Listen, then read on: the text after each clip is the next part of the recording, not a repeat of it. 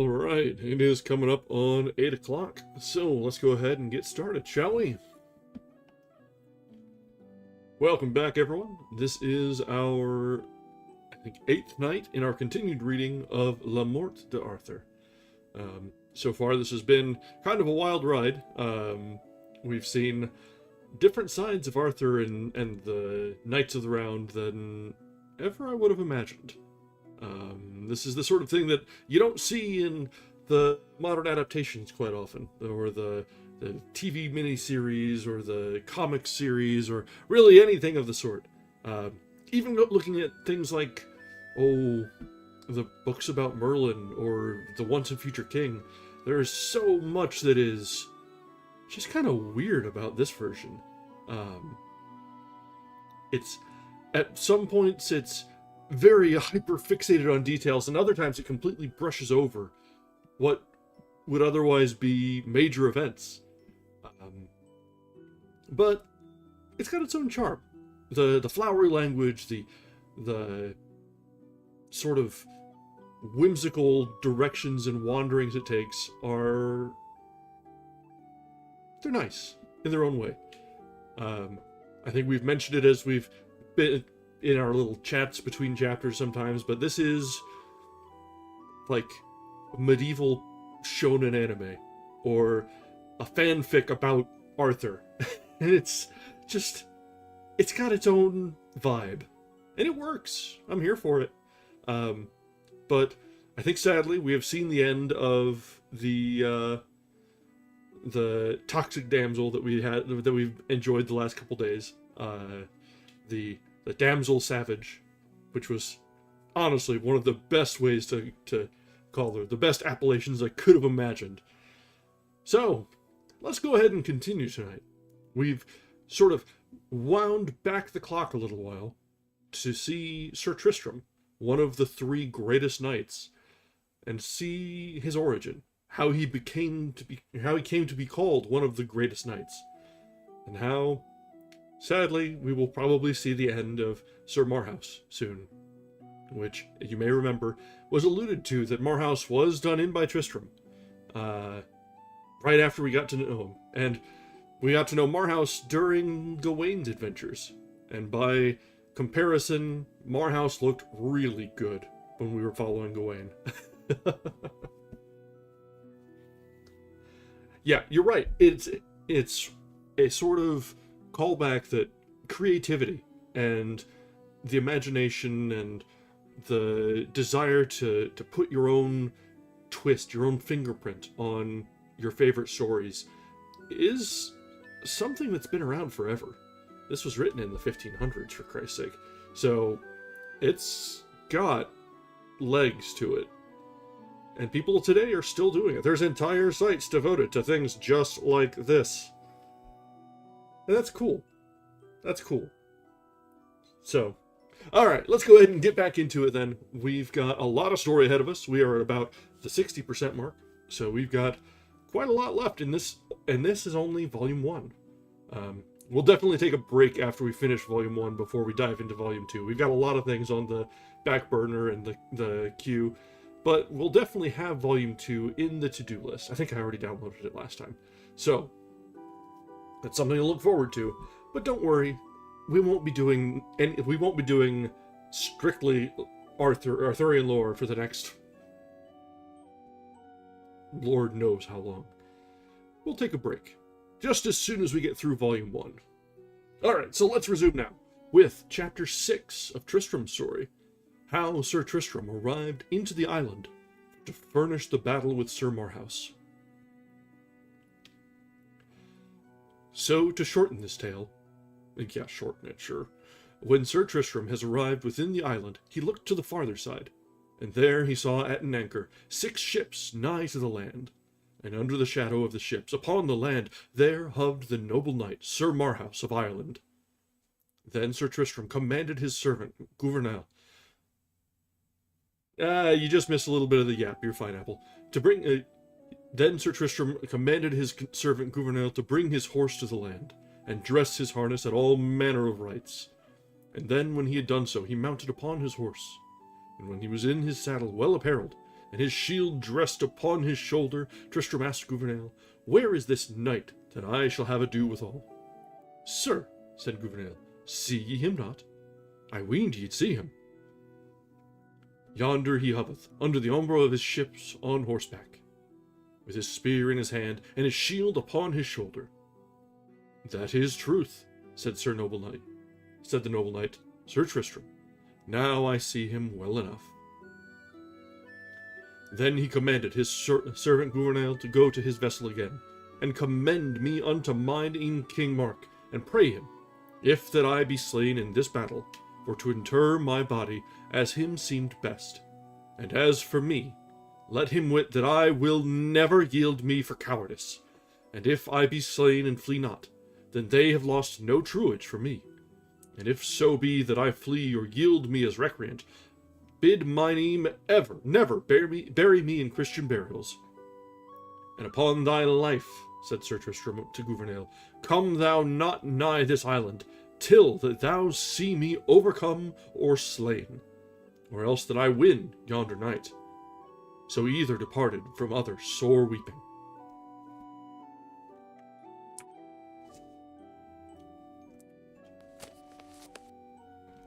Chapter 7. How Sir Tristram fought against Sir Marhaus, and achieved his battle, and how Sir Marhaus fled to his ship. And then Sir Marhaus advised Sir Tristram, and said thus: Young knight, Sir Tristram, what dost thou here?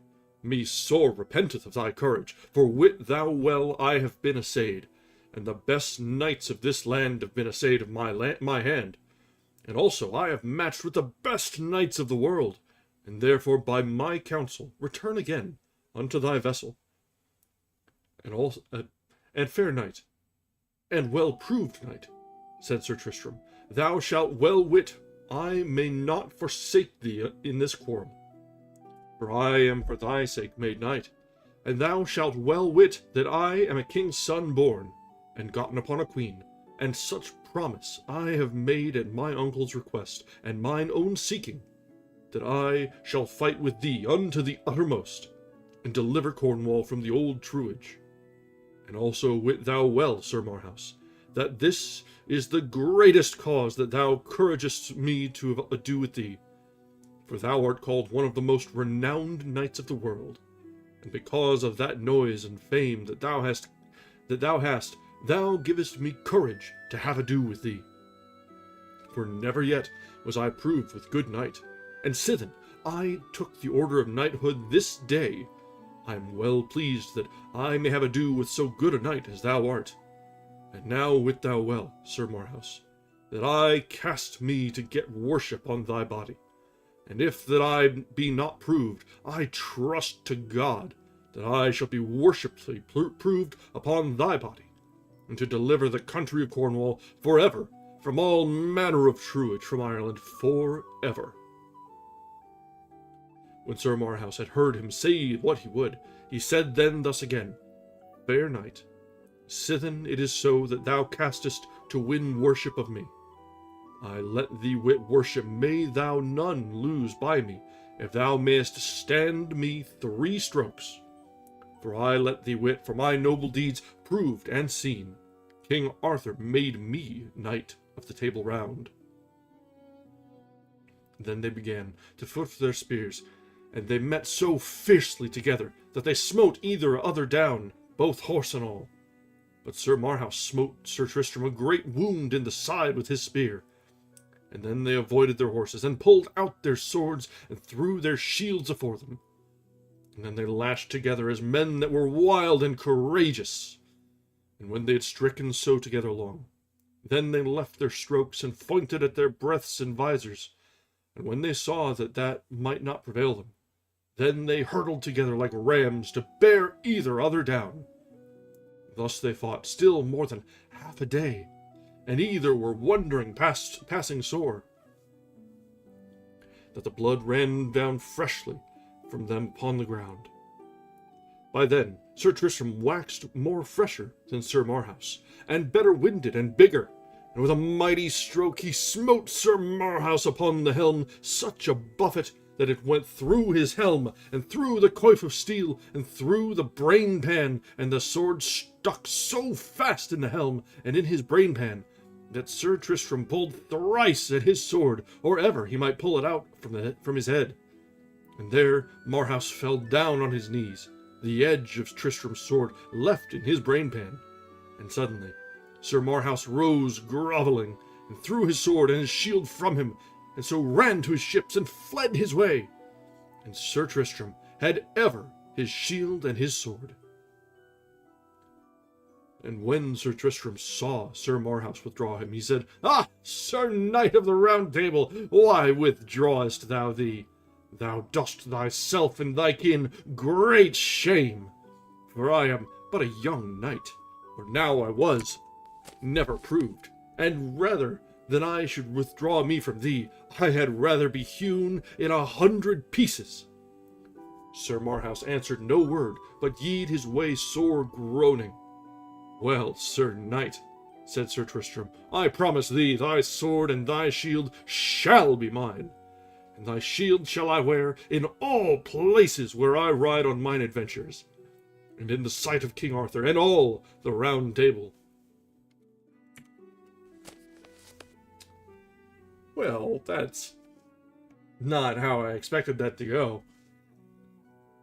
Have a good fight, the nice clash between Marhaus, one of the great knights, and Tristram, one of the up-and-coming knights, and wear him down and youth prevails, but then he just runs off with the sword mostly stuck in his head still. I mean, if you have a sword half stuck in your head, it's understandable to be a little distraught, but that's not exactly how I expected that to play out.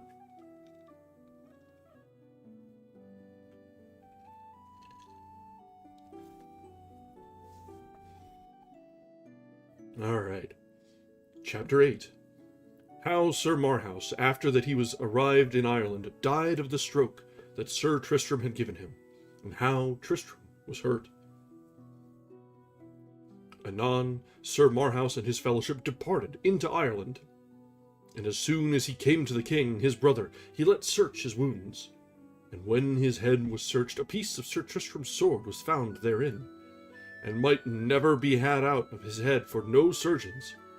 So he died of Sir Tristram's sword, and that piece of the sword the queen, his sister, kept it for ever with her, for she thought to be revenged, and she might. Now turn we again unto Sir Tristram, that was sore wounded, and full sore bled, that he might not within a little while, when he had taken cold, and hath stirred him of his limbs. And then he set him down softly upon a little hill, and bled fast. And then anon came Gouvernail, his man, with his vessel, and the king and his barons came with procession against him. And when he was come unto the land, King Mark took him in his arms, and the king and Sir Dinas the seneschal led Sir Tristram into the castle of Tintagel. And then was he searched in the best manner, and laid in his bed. And when King Mark saw his wounds, he wept heartily, and so did all his lords.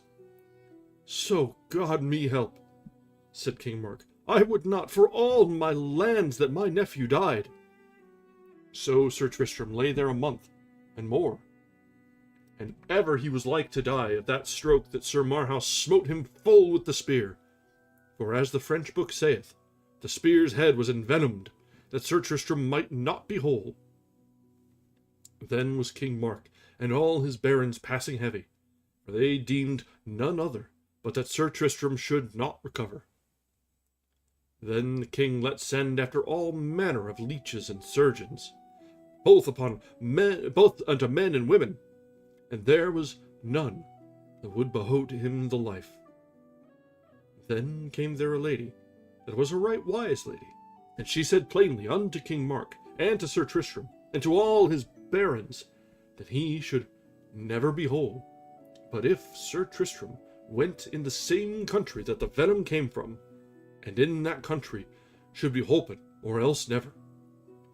Thus said the lady unto the king. When King Mark understood that, he let purvey for Sir Tristram a fair vessel, well victualled, And therein was put Sir Tristram, and Gouvernail with him, and Sir Tristram took his harp with him, and so he was put into the sea to sail into Ireland. And so by good fortune he arrived up in Ireland, even fast by a castle where the king and the queen was, and at his arrival he sat and harped in his bed a merry lay. Such one heard they never none in Ireland before that time. And when it was told the king and the queen of such a knight that was such a harper, anon the king sent for him, and let search his wounds, and then asked him his name. Then he answered, I am of the country of Leonis, and my name is Tramtrist. Thus was wounded in a battle, as I fought for a lady's right. So God help me, said King Anguish, ye shall have all the help in this land that ye may have here. But I let you wit, in Cornwall I had a great loss as ever had king, for there I lost the best knight of the world. His name was Marhaus, a full noble knight, and knight of the Table Round. And there he told Sir Tristram wherefore Sir Marhaus was slain. Sir Tristram made semblant as he had been sorry, and better knew he how it was than the king. Man, what is it with all these knights going around and having aliases and deciding, yeah, you know what? Chivalry, honor, what's that? I'm just gonna fake who I am. Like, sure, it's probably the wise thing to do to not say, hey, I'm the guy that killed your favorite knight. But still, as much as they romanticize the knights and the chivalry and the honor, a whole lot of them are going incognito all the damn time, or just straight up lying about who they are, where they're coming from, what they're doing. Yeah, it's probably realistic. I don't expect realism from this. This! Alright, Chapter 9. How Sir Tristram was put to the keeping of La Beale Isoud, first for to be healed of his wound. Then the king, for great favour, made Tramtrist to be put in his daughter's ward in keeping, because she was a noble surgeon. And when she had anti-Irish and when she had searched him, she found in the bottom of his wound that therein was poison, and so she healed him within a while. And therefore Tramtrist cast great love to La Beale Isoud, for she was at that time the fairest maid and lady of the world. And there Tramtrist learned her to harp, and she began to have a great fantasy unto him. And at that time Sir Palamedes, the Saracen, was in that country, and well cherished with the king and the queen. And every day Sir Palamedes drew unto La Beale Isoud, and preferred her many gifts, for he loved her passingly well. All that espied Tramtrist, and full well knew he Sir Palamedes for a noble knight and a mighty man. And wit you well Sir Tramtrist had great despite at Sir Palamedes, for La Beale Isoud told Tramtrist that Palamedes was in will to be christened for her sake. Thus was there great envy betwixt Tramtrist and Sir Palamedes. Then it befell that King Anguish let cry great jousts and a great tournament for a lady that was called the Lady of the Lawns. And she was nigh cousin unto the king. And what man won her 3 days after he should wed her and have all her lands? This cry was made in England, Wales, Scotland, and also in France and in Brittany. It befell upon a day La Beale Isoud came unto Sir Tramtrist, and told him of this tournament. He answered and said, Fair lady, I am but a feeble knight, and but late I had been dead, had not your good ladyship been. Now, fair lady, what would ye I should do in this matter? Well ye wot, my lady, that I may not joust. Ah, Tramtrist, said La Beale Isoud, why will ye not have ado at that tournament? Well, I wot Sir Palamedes shall be there, and to do what he may, and therefore, Tramtrist, I pray you for to be there, or else Sir Palamedes is like to win the degree. Madam, said Tramtrist, as for that, it may be so, for he is a proved knight, and I am but a young knight, and late made, and the first battle that I did, it mishapped me to be sore wounded, as ye see. But an I wished ye would be my better lady, at that tournament I will be, so that ye will keep my counsel, and let no creature have knowledge that I shall joust but yourself. And such as ye will to keep your counsel, my poor person shall I jeopard there for your sake, that, peradventure, Sir Palamedes shall know when that I come. There too, said La Beale Isoud, do your best, and as I can, said La Beale Isoud, I shall purvey horse and armor for you at my device. As ye will, so be it, said Sir Tramtrist. I will be at your commandment. So at the day of the jousts, there came Sir Palamedes with a black shield, and he overthrew many knights, that all the people had marvel of him. For he put to the worse Sir Gawain, Gaheris, Agravain, Bagdemagus, Kay, Dodinas le Savage, Sagramore le Desirous, Gumret le Petit, and Griflet le Fils de Dieu. All these the first day Sir Palamedes struck down to the earth, and then all manner of knights were adread of Sir Palamedes, and many called him the knight with the black shield. So that day Sir Palamedes had great worship. Then came King Anguish unto Tramtrist, and asked him why he would not joust. Sir, he said, I was but late hurt, and as yet I dare not adventure me. Then came there the same squire that was sent from the king's daughter of France unto Sir Tristram, and when he had espied Sir Tristram, he fell flat to his feet, and all that espied La Beale Isoud, with what courtesy the squire made unto Sir Tristram. And therewithal, suddenly, Sir Tristram ran unto his squire, whose name was Heble Renew, and prayed him heartily in no wise to tell his name. Sir, said Heb, I will not discover your name, but if ye command me.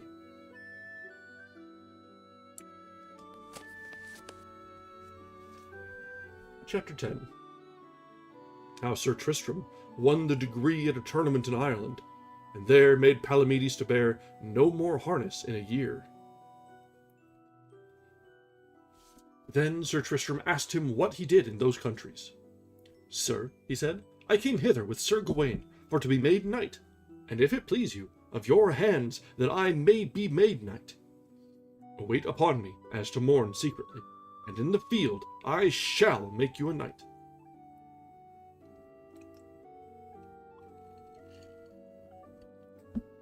Then had La Beale Isoud great suspicion unto Tramtrist, that he was some man of worship proved, and therewith she comforted herself, and cast more love unto him than she had done tofore. And so on the morn Sir Palamedes made him ready to come into the field as he did the first day. And there he smote down the king with the 100 knights, and the king of Scots, and then had La Beale Isoud ordained and well arrayed Sir Tristram in white horse and harness. And right so she put him out at a privy poster, and so he came into the field as it had been a bright angel. And anon Sir Palamedes espied him, and therewith he flirted a spear unto Sir Tramtrist, and he again unto him.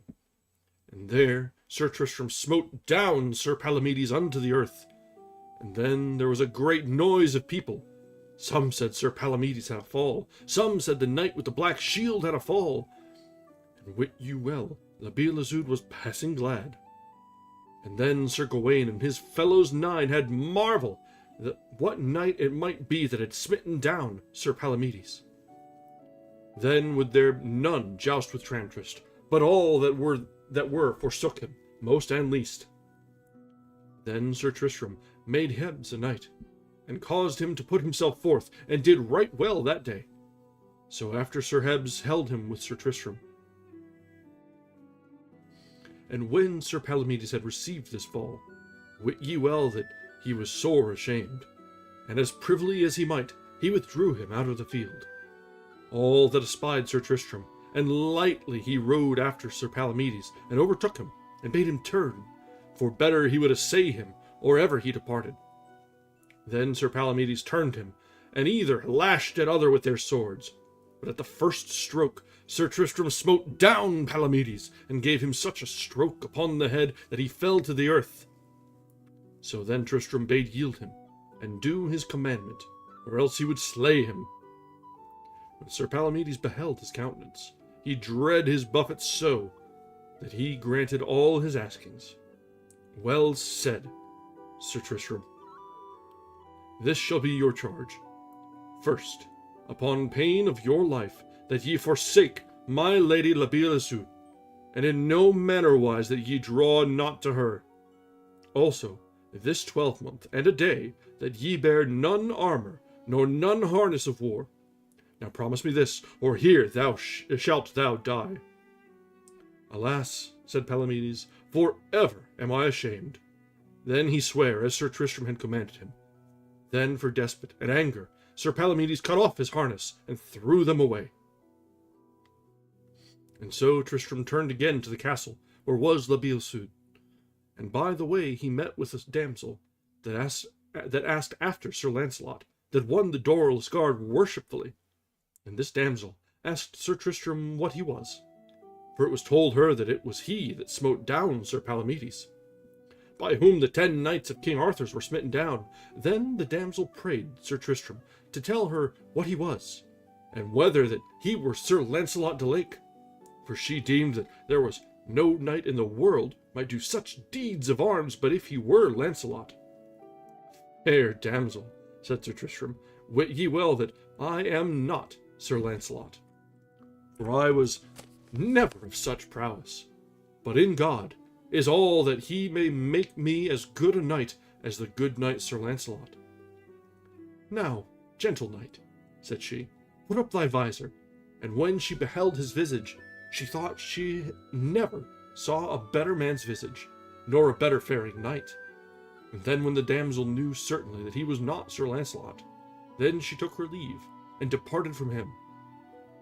And then Sir Tristram rode privily into the postern, where kept him La Beale Isoud.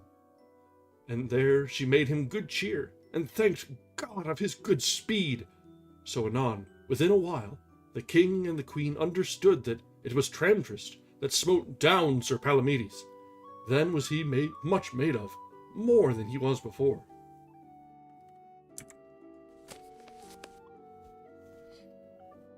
Yeah, so we're setting the stage to kind of glaze Tristram here. He's took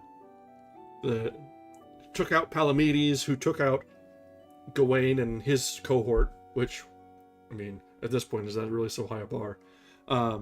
But then random damsels are coming up, hey, you must be Lancelot because you're so damn awesome. And he's like, no, I'm not that good.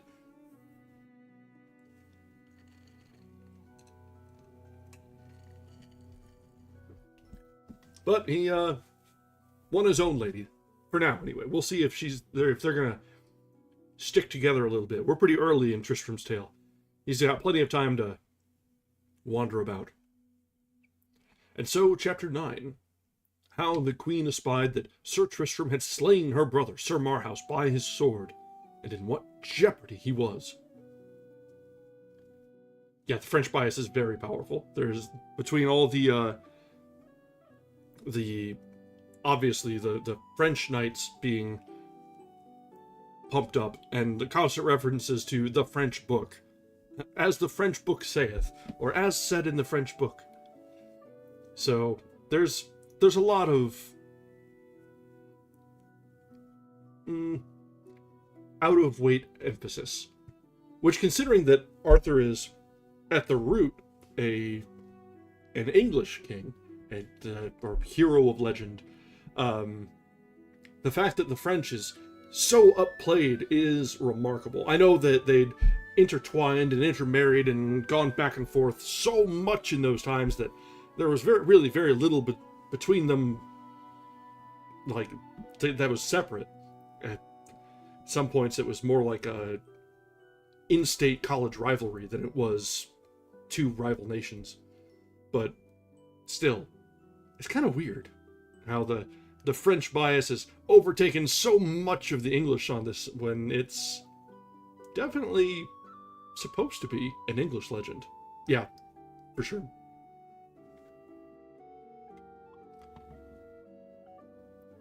I guess if that's about the right timing of it, then yeah, that could be as like shortly after the conquest and occupation. They're sort of romanticize a lot of the French stuff. That makes sense if the timing works out. It's kind of part and parcel. You make the incoming rulers and upper crust seem a little bit more highbrow, less oppressors, more liberators and heroes. So I guess that makes sense. The Lancelot being the bestest of all knights.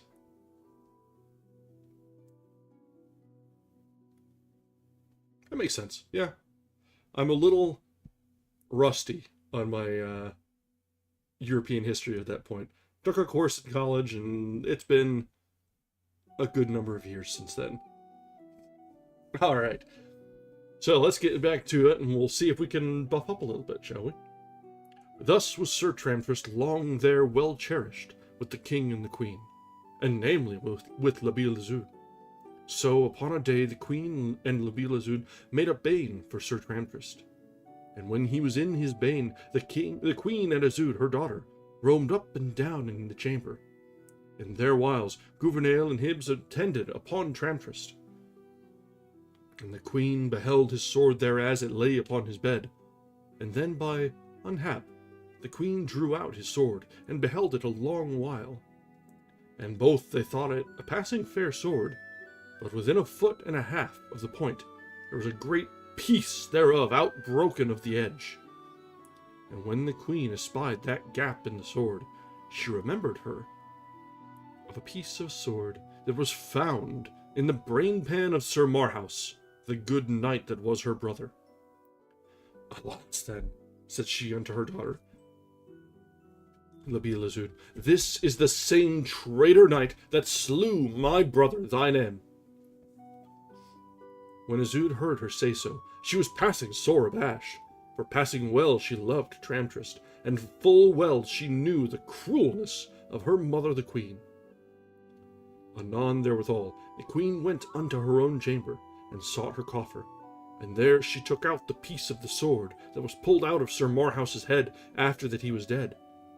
And then she ran with that piece of iron to the sword that lay upon the bed, and when she put that piece of steel and iron unto the sword, it was as meet as it might be when it was new broken. And then the queen gripped that sword in her hand fiercely, and with all her might she ran straight upon Tramtrist, where he sat in his bane. And there she had rived him through, had not Sir Hebs gotten her in his arms, and pulled the sword from her, and else she had thrust him through. Then, when she was led of her evil will, she ran to the King Anguish, her husband, and said on her knees, O my lord, here have ye in your house that traitor knight that slew my brother and your servant, that noble knight Sir Marhaus. Who is that? Said the King Anguish, and where is he? Sir, she said, it is Sir Tramtrist, the same knight that my daughter healed. Alas, said the king, therefore am I right heavy, for he is a full noble knight as ever I saw him in field. But I charge you, said the king to the queen, that ye have not ado with that knight, but let me deal with him. Then the king went into the chamber unto Sir Tramtrist, and then was he gone unto his chamber, and the king found him already armed to mount upon his horse. When the king saw him already armed to go unto horseback, the king said, Nay, Tramtrist, it will not avail to compare thee against me, but thus much I shall do for my worship and for thy love. In so much as thou art within my court, it were no worship for me to slay thee. Therefore, upon this condition, I will give thee leave to depart from this court in safety. So thou wilt tell me, who was thy father, and what is thy name, and if thou slew Marhaus, my brother.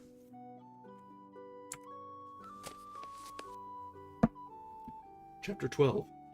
How Tristram departed from the king and La Beale Isoud out of Ireland for to come into Cornwall.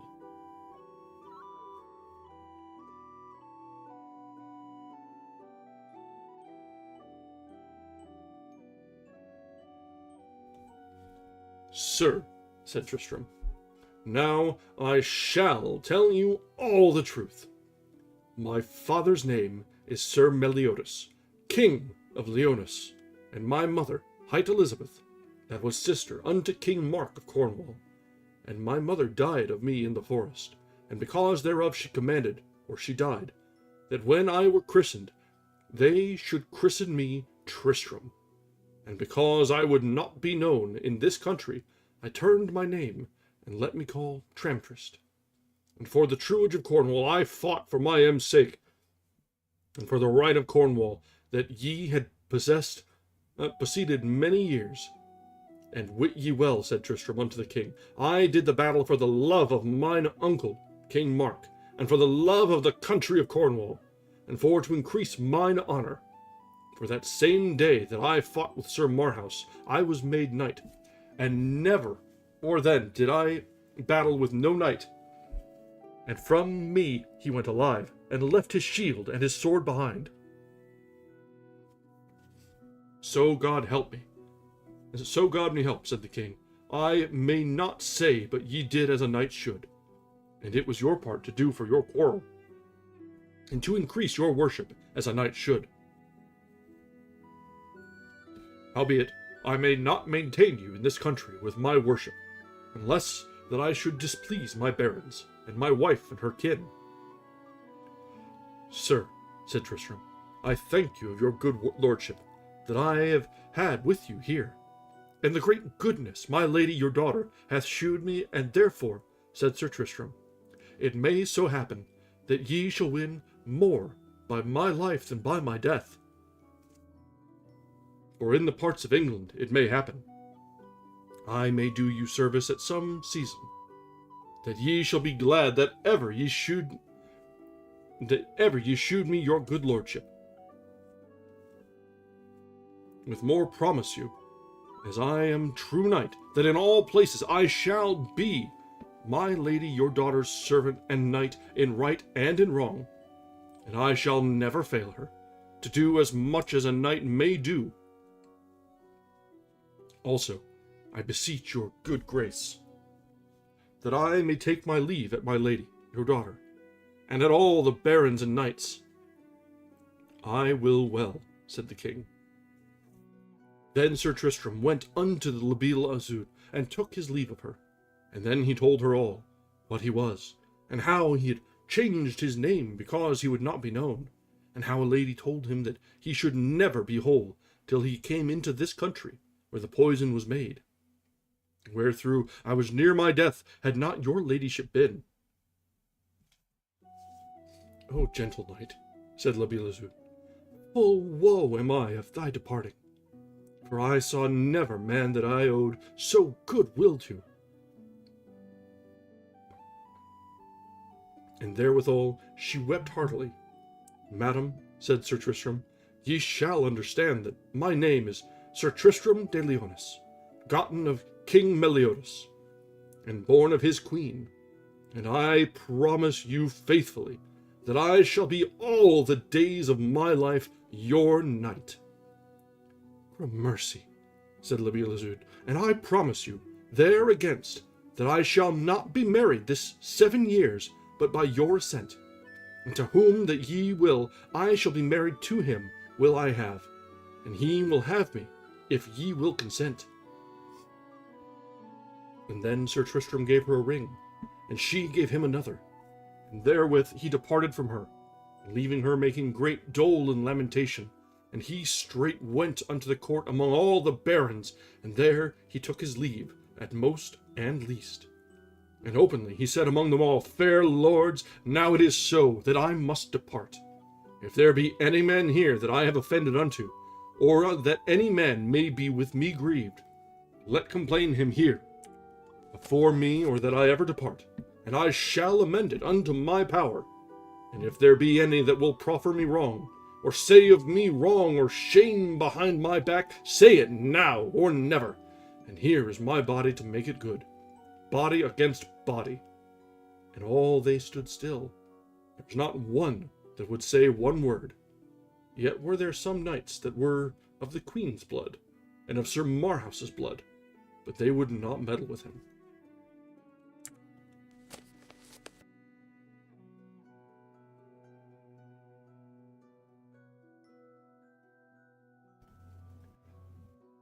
Well, that was one way for things to come to light. There was the almost Cinderella and the glass slipper moment when the sword fit just right. The shard of the sword fit just right. Wonder how that he'd never bothered to get a new sword in all that time, or it's like, it's got a chunk out of it. Don't worry about it. It's fine. It's fine. It must not have been a huge chunk, I guess.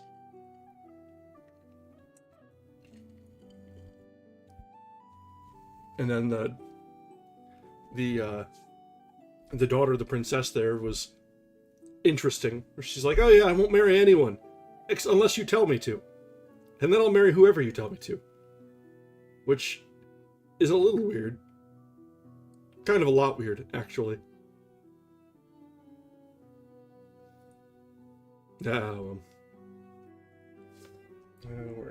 Alright. Let's go ahead and continue, because we've got quite a bit left of Tristram. This is still, as you remember, just the first year of his being made a knight. And I think this, if I remember right, this book has quite a few chapters in it. Oh yeah, this one's got a little bit more north of 40. So we've got quite a lot of Tristram left.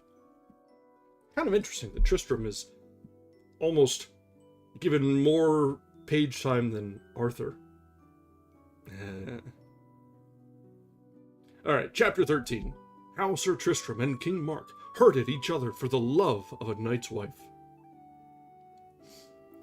So Sir Tristram departed, and took the sea, and with good wind he arrived up at Tintagel in Cornwall. And when King Mark was whole in his prosperity, there came tidings that Sir Tristram was arrived, and whole of his wounds. Thereof was King Mark passing glad, and so were all the barons. And when he saw his time, he rode unto his father, King Meliodas, and there he had all the cheer that the king and the queen could make him. And then largely King Meliodas and his queen departed of their lands and goods to Sir Tristram.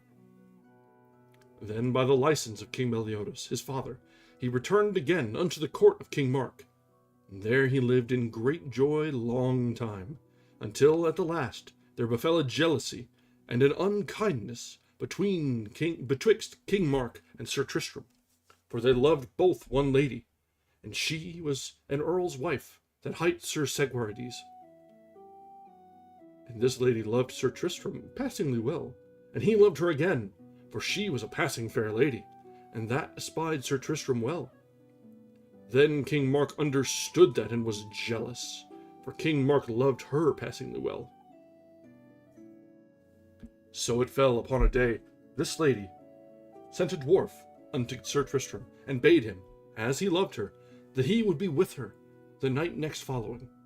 Also she charged you that ye come not to her, but if ye be well armed, for her lover was called a good knight.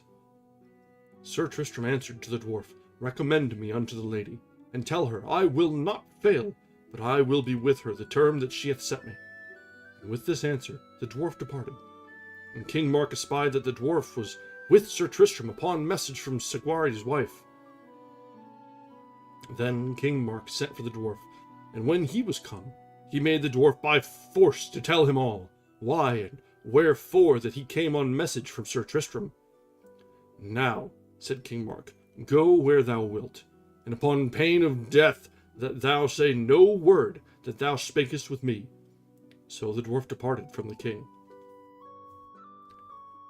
And that same night, that the Stephen was set betwixt Segwarides' wife and Sir Tristram, King Mark armed him, and made him ready, and took 2 knights of his council with him. And so he rode afore to abide by the way for to wait upon Sir Tristram.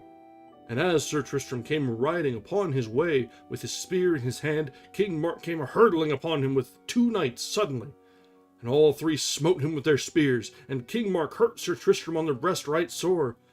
And then Sir Tristram flirted his spear and smote his uncle, King Mark, so sore that he rashed him to the earth, and bruised him that he lay still in a swoon. And long it was or ever he might wield himself. And then he ran to the one knight, and eft to the other, and smote them to the cold earth that they lay still. And therewithal Sir Tristram rode forth, sore wounded, to the lady, and found her abiding him at a postern.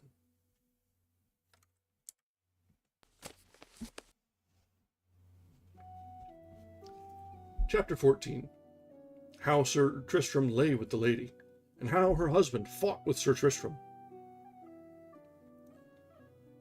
And there she welcomed him fair, and either halsed other in arms. And so she let put up his horse in the best wise, and then she unarmed him. And so they supped lightly, and went to bed with great joy and pleasaunce. And so, in his raging, he took no keep of his green wound that King Mark had given him. And so Sir Tristram bebled both the over the sheet and the nether, and pillows, and head sheet. And within a while there came one afore, that warned her that her lord was near hand, within a bow draught.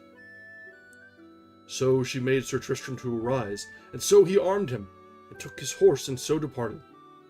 But then was come Segwarides, her lord, and when he found her bed troubled and broken, and went near and beheld it by candlelight, then he saw that there had lain the wounded knight. False traitress! Then he said, Why hast thou betrayed me? And therewithal he swang out a sword, and said, But if thou tell me who hath been here, here thou shalt die. Ah, my lord, mercy, said the lady, and held up her hand, saying, Slay me not, and I shall tell you all who hath been here. Tell anon, said Segwarides, to me all the truth. Anon for dread, she said, Here was Sir Tristram with me, and by the way, as he came to me ward, he was sore wounded. Ah, false traitress, said Segwarides, where is he become? Sir, she said, he is armed, and departed on horseback, not yet hence half a mile. Ye say well, said Segwarides. Then he armed him lightly, and gat his horse, and rode after Sir Tristram, that rode straightway unto Tintagel. And within a while he overtook Sir Tristram. And then he bade him, Turn, false traitor knight, and Sir Tristram anon turned him against him. And therewithal Segwarides smote Sir Tristram with a spear, that it all to brast. And then he swang out his sword, and smote fast at Sir Tristram. Sir knight, said Sir Tristram, I counsel you that ye smite no more. Howbeit for the wrongs that I have done you, I will forbear you, as long as I may. Nay, said Segwarides, that shall not be, for either thou shalt die, or I. Then Sir Tristram drew out his sword, and hurtled his horse unto him fiercely. And through the waist of the body he smote Sir Segwarides, that he fell to the earth in a swoon. And so Sir Tristram departed, and left him there. And so he rode unto Tintagel, and took his lodging secretly, for he would not be known that he was hurt. Also Segwarides' men rode after their master, whom they found lying in the field sore wounded, and brought him home on his shield. And there he lay long, or that he were whole. But at the last he recovered. Also King Mark would not be aknown of that Sir Tristram and he had met that night. And as for Sir Tristram, he knew not that King Mark had met with him. And so the king askance came to Sir Tristram to comfort him as he lay sick in his bed. But as long as King Mark lived, he loved never Sir Tristram after that. Though there was fair speech, love there was none. And thus it passed many weeks and days, and all was forgiven and forgotten. For Sir Segwarides durst not have ado with Sir Tristram, because of his noble prowess, and also because he was nephew unto King Mark. Therefore he let it overslip that, for he that hath a privy hurt is loath to have a shame outward. That was all a mess, holy moly. So, Tristram and King Mark were both enamored with a married woman. She invited Tristram. King Mark saw that, spied that out, intercepted the messenger dwarf, and ambushed Tristram on the way, And Tristram, despite bleeding like a stuck pig, made a mess of the lady's bed. In probably more ways than one. And so that was a whole... Yeah, exactly. It was very much a soap opera site there. At the end of the day, it seems like Segwarides, the wronged husband, is... I won't say the bigger man, more that he knows his lane. And he's not going to try and cross over. Which kind of sucks for him, honestly. Man got NTR'd. Alright. Chapter 15. We'll see if this gets any better, or if it's going to continue to be a bad soap opera. How Sir Bloberus demanded the fairest lady in King Mark's court, whom he took away, and how he was fought with.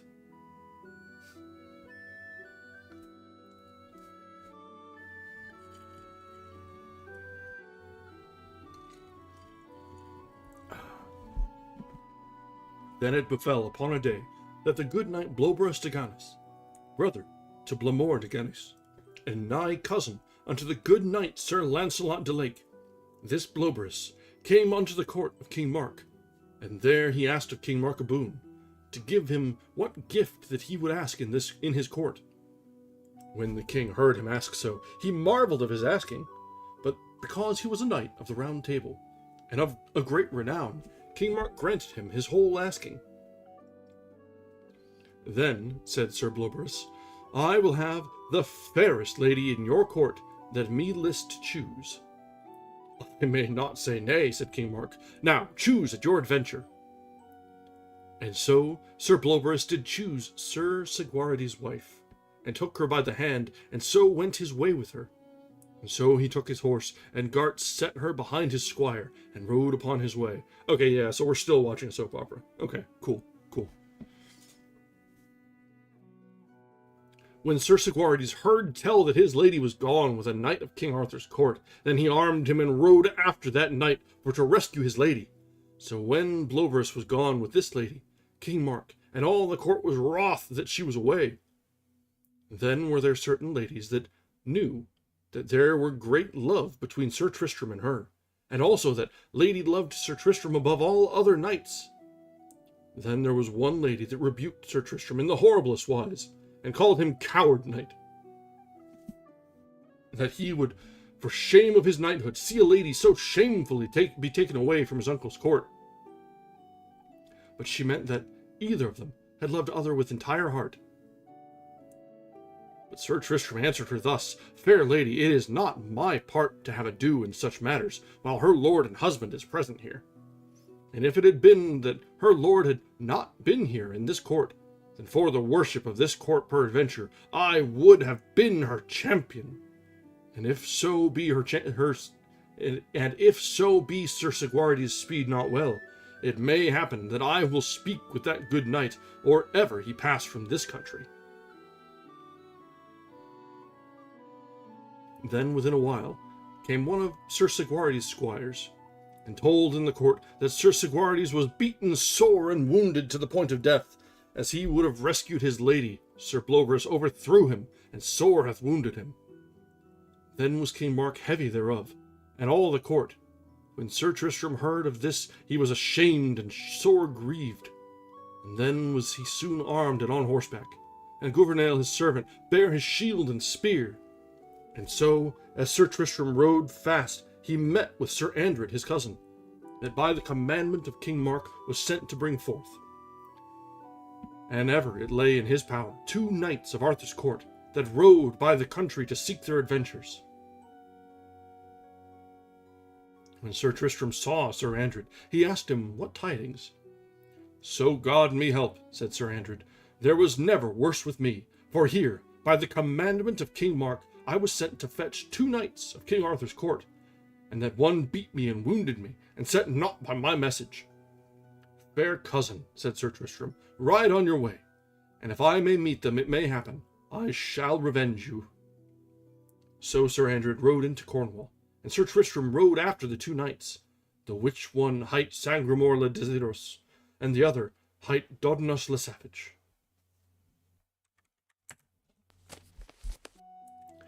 You really kind of got a feel for Sir Sigwarides here. Like, first, his wife is going around wooing young knights, which sucks to suck. That's tough. And then, as soon as he seems to be mending bridges and making things smoothed out, at least accepting the new status quo, his wife gets kidnapped by a knight, by Sir Lancelot's cousin. He's just, poor Sigwarides. Dude just can't win. And then he even tries to go rescue her. It's not like he just sits and watches it happen. He mounts up and goes on to do his knightly duty and gets his ass beat. So, dude got a dealt a poor hand, shall we say. Alright, Chapter 16. How Sir Tristram fought with 2 knights of the Round Table.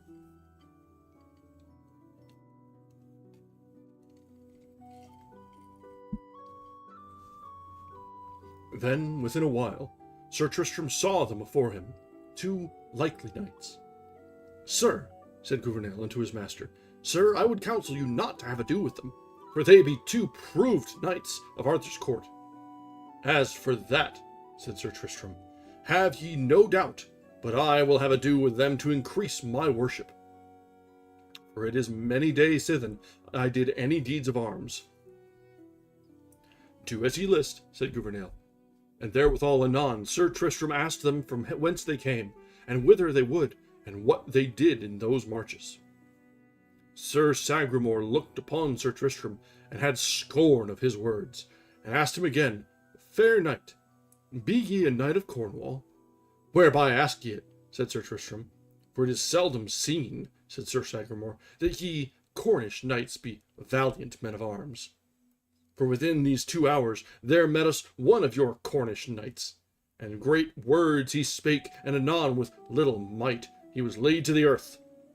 And, as I trow, said Sir Sagramore, ye shall have the same handsel that he had. Fair lords, said Sir Tristram, it may so happen that I may better withstand than he did, and whether ye will or nill, I will have ado with you, because he was my cousin that ye beat. And therefore here do your best, and wit ye well, but if ye quit you the better here upon this ground, 1 knight of Cornwall shall beat you both. Sagramore has got kind of no chill here. He's like, oh, these Cornish knights? Ah, ain't nothing. Ain't nothing. When Sir Dodonus le Savage heard him say so, he gat a spear in his hand, and said, Sir knight, keep well thyself. And when they departed, and came together as it had been thunder, and Sir Dodonus' spear brast in sunder, but Sir Tristram smote him with a more might, that he smote him clean over the horse croup, that nigh he had broken his neck. When Sir Sagramore saw his fellow have such a fall, he marvelled what knight he might be, and he dressed his spear with all his might. And Sir Tristram against him, and they came together as the thunder, and there Sir Tristram smote Sir Sagramore a strong buffet, that he bare his horse and him to the earth, and in the falling he brake his thigh. When this was done, Sir Tristram asked them, Fair knights, will ye any more? Be there no bigger knights in the court of Arthur? It is to you shame to say of us knights of Cornwall dishonour, for it may happen a Cornish knight may match you.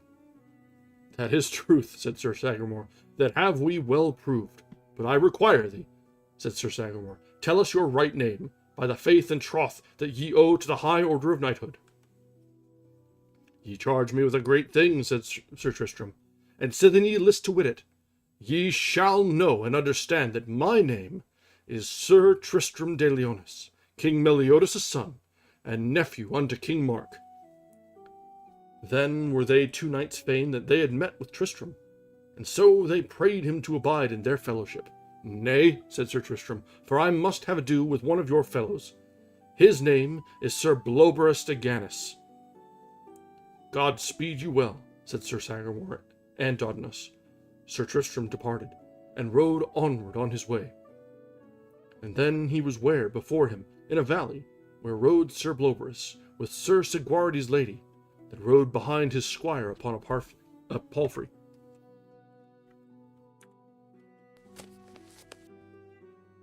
Alright, we are at 9 o'clock, so let's go ahead and take a quick break. I need to refresh the gin, and we will be back in a few minutes to see how Tristram fares with Lancelot's cousin. I have a feeling that Tristram's going to do pretty well. It is his book, after all. But, we'll see. Alright, be back in just a minute. Thanks, guys.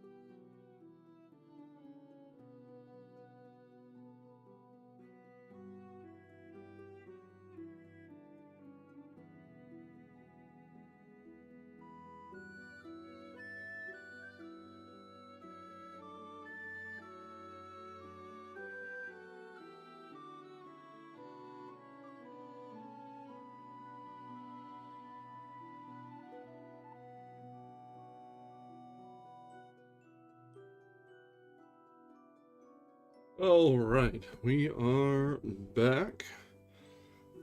I have unfortunately seen the end of my tonic, so this is the last gin and tonic of the evening. If this one runs dry, it might just be martini time. I think I've got a bottle of vermouth to look at. Maybe.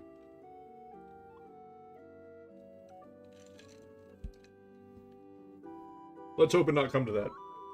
It's a Sunday. I'd rather not be channeling the alcoholism after work tomorrow.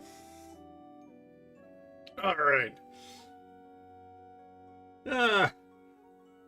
I'll enjoy a regular martini just fine. Now I will say I will draw the line. A martini must be gin. Vodka martinis are an abomination. But you can have it as dry or as wet as you like. But it must be gin. I prefer mine on the dry side, but not like Saharan dry. So I'll throw the vermouth in the mixer, dump the mixer out, or throw the vermouth in the mixer with the ice, dump the vermouth out so that it's coated the ice in the mixer, and then put the gin in. That's about my sweet spot.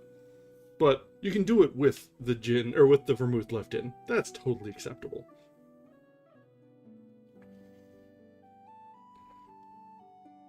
I will meme about having it Churchill style every once in a while, though, and just, like, set the bottle on the desk. I think there's just a point where when men reach a certain age, they just, like, converge into one archetypical old man. And just, we're all the same, really, once we get to that point. Maybe. Anyway, that's my working theory. Alright, let's get back to it, and we can get through a fair bit left tonight. You know, a sweet white could go pretty well with this. I usually keep a box of Cabernet, because it's just convenient, but I could do with, like, a Riesling or something. That'd be pretty great for this, which is a little weird considering that's a German wine, but does sound pretty good.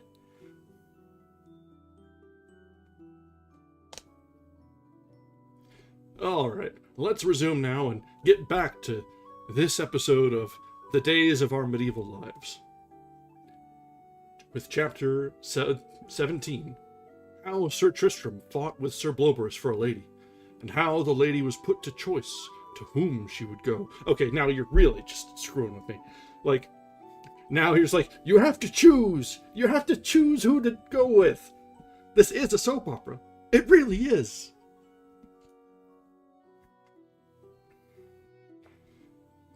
Then Sir Tristram rode more than a pace until that he had overtaken him. Then spake Sir Tristram, Abide, he said. Knight of Arthur's court, bring again that lady, or deliver her to me. I will do neither, said Bloberus, for I dread no Cornish knight so sore that me list to deliver her. Why, said Sir Tristram, may not a Cornish knight do as well as any other knight? This same day 2 knights of your court within this 3 mile met with me, and or ever we departed, they found a Cornish knight good enough for them both. What were their names? Said Bloberus. They told me, said Sir Tristram, that the one of them was hight Sir Sagramore de le Desirous, and the other hight Dardanus le Savage. Ah, said Sir Bloberus, have ye met with them? So God help me, they were 2 good knights, and men of great worship. And if ye have beat them both, ye must needs be a good knight. But if it so be ye have beat them both, yet shall ye not fear me, but ye shall beat me or ever ye have this lady. Then defend you, said Sir Tristram. So they departed, and came together like thunder, and either bare other down, horse and all, to the earth. Then they avoided their horses, and lashed together eagerly with swords, and mightily, now tracing and traversing on the right hand and on the left hand more than 12 hours. 2 hours. Where did I get 12? More than 2 hours. And sometime they rushed together with such a might that they lay both grovelling on the ground. Then Sir Bloberus de Ganis stirred aback, and said thus: Now, gentle good knight, a while hold your hands, and let us speak together. Say what ye will, said Tristram, and I will answer you. Sir, said Bloberus, I would wit of whence ye be, and of whom ye be come, and what is your name? So God help me, said Sir Tristram, I fear not to tell you my name. Wit ye well, I am King Meliodas' son, and my mother is King Mark's sister, and my name is Sir Tristram de Lyonesse, and King Mark is mine uncle. Truly, said Bloberus, I am right glad of you, for ye are he that slew Marhaus the knight, hand for hand, in an island for the truage of Cornwall. Also, ye overcame Sir Palomides, the good knight, at a tournament in an island where ye beat Sir Gawain and his 9 fellows. So God help me, said Sir Tristram, wit ye well that I am the same knight. Now I have told you my name, tell me yours with good will. Wit ye well that my name is Sir Bloberus de Ganis, and my brother hight Sir Blamore de Ganis, that is called a good knight, and we be sisters' children unto my lord Sir Launcelot de Lake, that we call one of the best knights of the world. That is truth, said Sir Tristram. Sir Launcelot is called peerless of courtesy and of knighthood, and for his sake, said Sir Tristram, I will not with my good will fight no more with you, for the great love I have to Sir Launcelot de Lake. In good faith, said Bloberus, as for me, I will be loath to fight with you, but sithen ye follow me here to have this lady. I shall proffer you kindness, courtesy, and gentleness right here upon this ground. This lady shall be betwixt us both, and to whom that she will go, let him have her in peace. I will well, said Tristram, for, as I deem, she will leave you and come to me. Ye shall prove it anon, said Bloberus. Alright, so we've switched from soap opera to shonen and back to soap opera.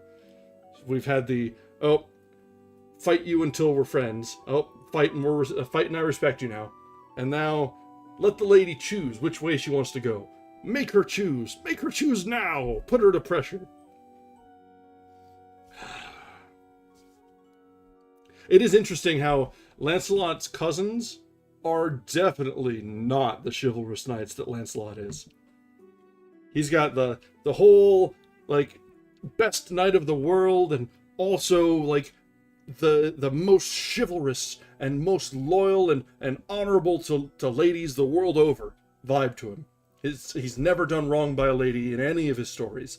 And then his cousins are just like, that one, let me kidnap that one. She's the prettiest one here. Let's go.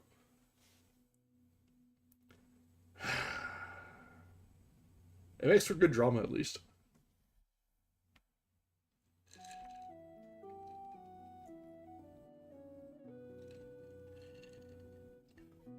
Alright. So, next we have Chapter 18. How the lady forsook Sir Tristram and abode with Sir Bloberus, and how she desired to go to her husband. Alright, hold up. Wait, what? Hold on. I know these titles are kind of spoilery, but what? I guess we need to read the chapter. Hang on. So when she was set betwixt them both, she said these words unto Sir Tristram. Wit ye well, Sir Tristram de Lyonesse, that but late thou wast the man in the world that I most loved and trusted, and I weened thou hadst loved me again above all ladies. But when thou sawest this knight lead me away, thou madest no cheer to rescue me, but suffered my lord Sigwarides to ride after me. But until that time I weened thou hadst loved me, and therefore now I will leave thee, and never love thee more. And therewithal she went unto Sir Bloberus. When Sir Tristram saw her do so, he was wonderly wroth with that lady, and ashamed to come to the court. Sir Tristram, said Sir Bloberus, ye are in the default, for I hear by this lady's words, she before this day trusted you above all earthly knights, and as she saith, ye have deceived her. Therefore wit ye well, there may no man hold that will away, and rather than ye should be heartily displeased with me, I would ye had her, and she would abide with ye. Nay, said the lady, so God help me, I will never go with him, for he that I loved most, I weened he had loved me. And therefore, Sir Tristram, she said, ride as thou came, for though thou hadst overcome this knight, as ye was lightly, with thee never would I have gone. And I shall pray this knight so fair of his knighthood, that, or ever he pass this country, that he will lead me to the abbey, where my lord Segwarides lieth. So God me help, said Bloberus, I let you wit. Good night, Sir Tristram, because King Mark gave me the choice of a gift in this court, and so this lady liked me best, notwithstanding she is wedded and hath a lord, and I have fulfilled my quest, she shall be sent unto her husband again, and in especial most for your sake, Sir Tristram. And if she would go with you, I would ye had her. I thank you, said Sir Tristram, but for her love, I shall beware what manner a lady I shall love or trust. For had her lord, Sir Segwarides, been away from the court, I should have been the first that should have followed you. But sithen that ye have refused me, as I am true knight, I shall her now know passingly well that I shall love or trust. And so they took their leave, one from the other, and departed. And so Tristram rode unto Tintagel, and Sir Bloberus rode unto the abbey, where Sir Segwarides lay sore wounded. And there he delivered his lady, and departed as a noble knight. And when Sir Segwarides saw his lady, he was greatly comforted.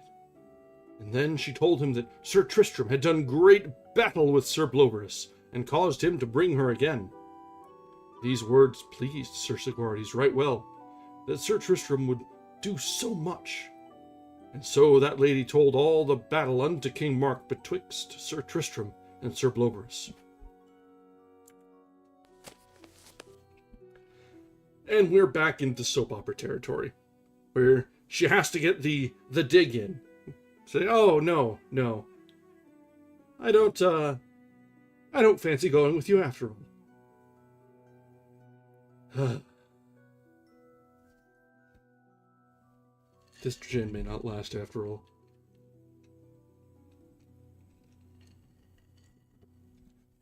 Tristram is just such a diversion from everything else we've read so far.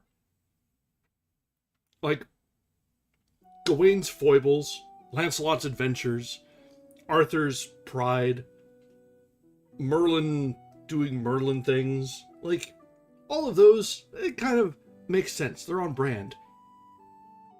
Tristram watching the sands of the hourglass fall as these are the days of our lives. That I did not expect.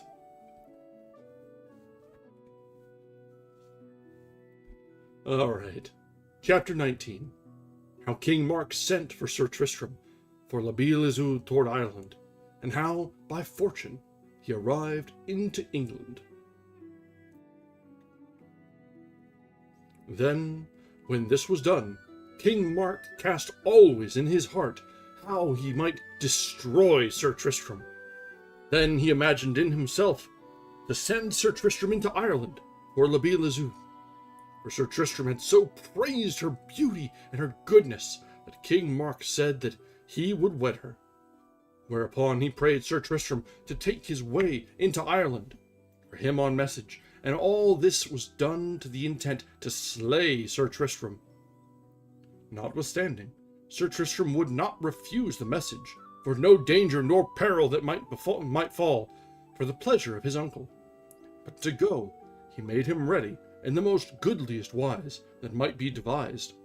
For Sir Tristram took with him the most goodliest knights that he might find in the court, and they were arrayed after the guise that was then used in the goodliest manner. So Sir Tristram departed, and took the sea with all his fellowship. And anon, as he was in the broad sea, a tempest took him and his fellowship, and drove them back into the coast of England. And there they arrived fast by Camelot, and full fain they were to take the land. And when they were landed, Sir Tristram set up his pavilion upon the land of Camelot. And there he let hang his shield upon the pavilion. And that same day came two knights of King Arthur's, that one was Sir Ector de Maris, and Sir Morganor.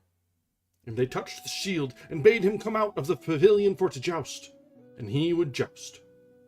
Ye shall be answered, said Sir Tristram, and ye will tarry a little while. So he made him ready, and first he smote down Sir Ector de Maris, and after he smote down Sir Morganor, all with one spear, and sore bruised them. And when they lay upon the earth, they asked Sir Tristram what he was, and of what country he was knight. Fair lords, said Sir Tristram, wit ye well that I am of Cornwall. Alas, said Sir Ector, now am I ashamed that ever any Cornish knight should overcome me. And then for despite, Sir Ector put off his armor from him, and went on foot, and would not ride. Okay, so literally every knight that we've seen, every single knight from the Round Table, has been making Cornwall and Cornish knights the butt of every joke. It's like, what? Are they just like, just, hey, Cornish, hey. Yeah. I feel like there's a prejudice at play that doesn't exactly translate to the times. I understand, like, that they underestimate them, but they very much are just like, nah, they ain't nothing.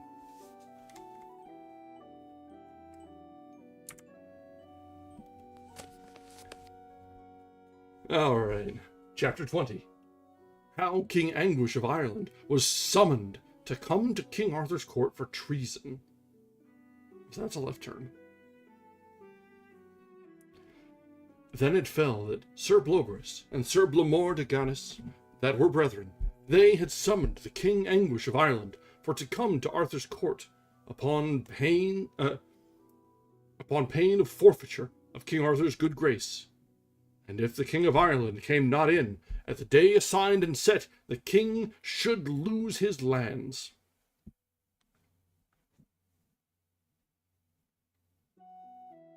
So it happened that at the day assigned, King Arthur, neither Sir Lancelot might not be there, for to give the judgment. For King Arthur was with Sir Lancelot at the castle Joyeux-Gar.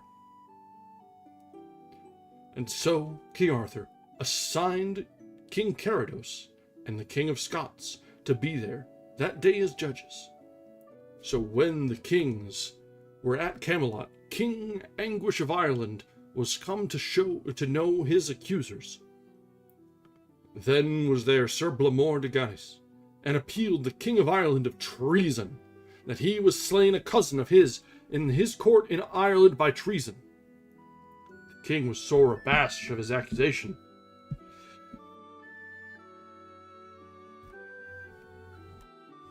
For why? He was come at the summons of King Arthur, and or he came at Camelot, he wist not wherefore he was sent after. And when the king heard Sir Blamore say his will, he understood well there was none other remedy but for to answer him knightly, for the custom was such in those days, that an any man were appealed of any treason or murder, he should fight body for body, or else to find another knight for him, and all manner of murders in those days were called treason. So, when King Anguish understood his accusing, he was passing heavy, for he knew Sir Blamore de Ganys that he was a noble knight, and of noble knights come. Then the King of Ireland was simply purveyed of his answer. Therefore the judges gave him respite by the third day to give his answer. So the king departed unto his lodging. The meanwhile there came a lady by Sir Tristram's pavilion, making great dole. What aileth you, said Sir Tristram, that ye make such dole? Ah, fair knight, said the lady, I am ashamed, unless that some good knight help me. For a great lady of worship sent by me a fair child and a rich unto Sir Launcelot de Lake, and hereby there met with me a knight, and threw me down from my palfrey, and took the child away from me. Well, my lady, said Sir Tristram, and for my lord Sir Launcelot's sake, I shall get you that child again, or else I shall be beaten for it. And so Sir Tristram took his horse, and asked the lady which way the knight rode. And then she told him, and he rode after him, and within a while he overtook that knight. And then Sir Tristram bade him turn and give again the child. Well, okay, so this is a lot more like the more expected adventures of knights and chivalry to be going on. Like, there's someone randomly kidnapped a baby that someone was bringing to Lancelot for reasons. And so the chivalrous knight charges off after the dastard to try and recover the babe. And we'll see what happens next. But that second paragraph, the bit with that, was a little bit of a departure from the previous. We started out with, like, the King Anguish was being tried for treason and was given option of a champion, or to stand his trial, stand his charges. And then you're like, oh yeah, and then Tristram's doing this. It's probably to set the stage for Tristram not being available to defend Anguish, or maybe to find himself by happenstance in Arthur's court because he gets the child and shows up at the court, and then Anguish is like, hey you, Tristram, I remember you, fight for me. Probably the latter. I bet that's probably how it's going to shake out. Well, we've got plenty of time. Let's find out. So, we've got our next chapter, chapter 21. How Sir Tristram rescued a child from a knight, and how Gouvernail told him of King Anguish.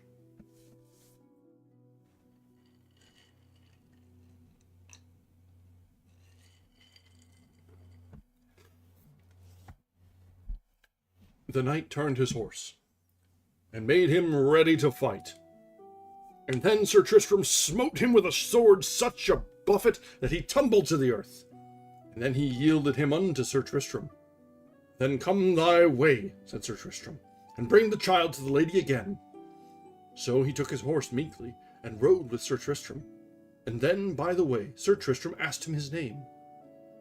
Then he said, My name is Bruce Sansepite. So when he had delivered that child to the lady, he said, Sir, as in this, the child is well remedied. Then Sir Tristram let him go again, that sore repented him after, for he was a great foe unto many good knights of King Arthur's court. Then, when Sir Tristram was in his pavilion, Gouvernail, his man, came and told him how the King Anguish of Ireland was come thither, and he was put in great distress. And there Gouvernail told Sir Tristram how King Anguish was summoned and appealed of murder. So God help me, said Sir Tristram, these be the best tidings that ever came to me this 7 years. For now shall the King of Ireland have need of my help. For I dare say there is no knight in this country that is not of Arthur's court dare do battle with Sir Blamore de Gannis. And for to win the love of the King of Ireland, I will take the battle upon me. And therefore, Gouvernail, bring me, I charge thee, to the king. Yep, there it is. Less noble of intent, though. He's just like, no one else will fight for him. Let's go collecting favors. Then Gouvernail went unto King Anguish of Ireland, and saluted him fair. The king welcomed him, and asked him what he would. Sir, said Gouvernail, here is a knight near hand that desireth to speak with you. He bade me say he would do you service. What knight is he? Said the king. Sir, he said, it is Sir Tristram de Lyonesse, that for your good grace that ye showed him in your lands will reward you in this country. Come on, fellow, said the king, with me anon, and show me unto Sir Tristram. So the king took a little hackney, and but few fellowship with him, until he came unto Sir Tristram's pavilion. And when Sir Tristram saw the king, he ran unto him, and would have hold in his stirrup, but the king leapt from his horse lightly, and either hulsed other in their arms. My gracious lord, said Sir Tristram, mercy of your great goodness showed unto me in your marches and lands, and at that time I promised you to do you service, and ever it lay in my power. And, gentle knight, said the king, unto Sir Tristram, now have I great need of you. Never had I so great need of no knight's help. How so, my good lord? Said Sir Tristram. I shall tell you, said the king. I am summoned and appealed from my country for the death of a knight that was kin unto the good knight Sir Launcelot. Wherefore Sir Blamore de Ganys, brother to Sir Bloberus, hath appealed to me to fight with him, whether to find a knight in my stead. And well I wot, said the king, that these that are come of King Ban's blood, as Sir Launcelot, and these other are passing good knights, and hard men for to win in battle, as any that I know now living.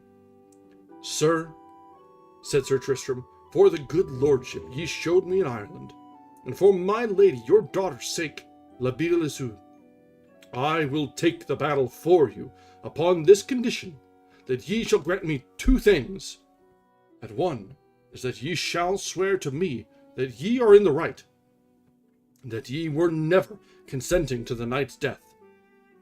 Sir, then said Sir Tristram, when that I have done this battle, if God give me grace that I speed, that ye shall give me a reward, what thing reasonable that I will ask of you?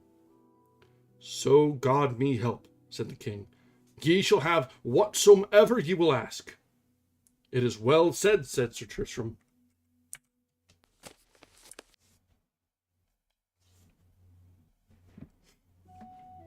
Well, there's a little bit of quid pro going on here, but that tracks with Tristram so far. He's not the perfect example of knighthood, but a lot more of a pragmatist than we've seen so far. And that's not really a bad thing. He's looking out for number one. Alright, chapter 22. How Sir Tristram fought for King Anguish, and overcame his adversary, and how his adversary would never yield him.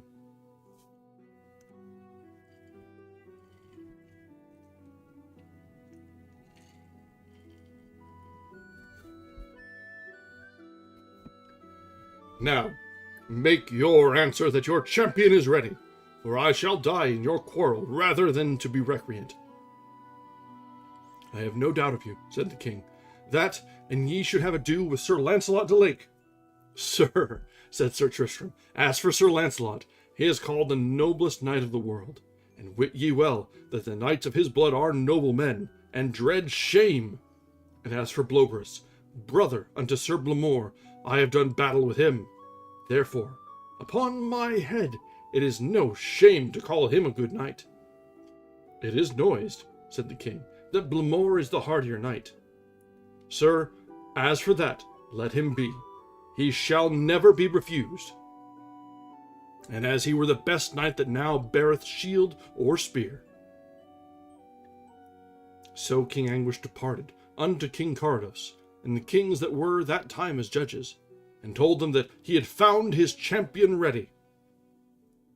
Then, by the commandment of the kings Sir Blamore de Ganys and Sir Tristram were sent for to hear the charge. And when they were come before the judges, there were many kings and knights beheld Sir Tristram, and much speech they had of him, because that he slew Sir Marhaus, the good knight, and because he forjousted Sir Palamedes the good knight. So, when they had taken their charge, they withdrew them, to make them ready to do battle. Then said Sir Bloburus unto his brother, Sir Blamore, Fair dear brother, remember of what kin we be come of, and what a man is Sir Launcelot de Lake, neither farther nor dearer but brother's children. And there was never none of our kin that ever was shamed in battle, and rather suffer death, brother, than to be shamed. Brother, said Blamore, have ye no doubt of me, for I shall never shame none of my blood. Howbeit, I am sure that yonder knight is called a passing good knight, as of his time one of the world. Yet shall I never yield me, nor say the loath word. Well may he happen to smite me down with his great might of chivalry, but rather shall he slay me than I shall yield me as recreant. God speed you well, said Sir Bloburus, for ye shall find him the mightiest knight that ever ye had ado withal, for I know him, for I have had ado with him. God me speed, said Sir Blamore de Gunnis, and therewith he took his horse at the one end of the lists, and Sir Tristram at the other end of the lists. And so they footed their spears and came together as it had been thunder. And there Sir Tristram through great might smote down Sir Blamore and his horse to the earth. Then anon Sir Blamore avoided his horse and pulled out his sword and threw his shield afore him and bade Sir Tristram alight. For though an horse hath failed me, I trust to God the earth will not fail me. And then Sir Tristram alighted, and dressed him unto battle. And there they lashed together strongly, as racing and tracing, foining and dashing, many sad strokes, that the kings and knights had great wonder that they might stand. For ever they fought like wood men, that there was never knight seen fight more fiercely than they did. For Sir Blamore was so hasty that he would have no rest, that all men wondered that they had breath to stand on their feet, and all the place was bloody that they fought in. And at the last, Sir Tristram smote Sir Blamore such a buffet upon the helm that he fell down upon his side, and Sir Tristram stood and beheld him.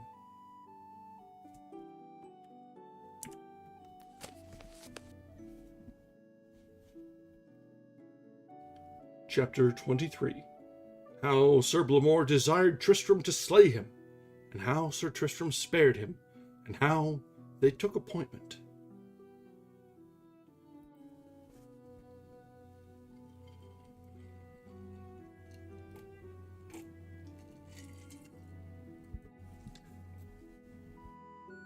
Then, when Sir Blamore might speak, he said thus, Sir Tristram de Leonis, I require thee, as thou art a noble knight, and the best knight that ever I found, that thou wilt slay me out, for I would not live to be made lord of all the earth, for I had have life or die with worship, than live with shame.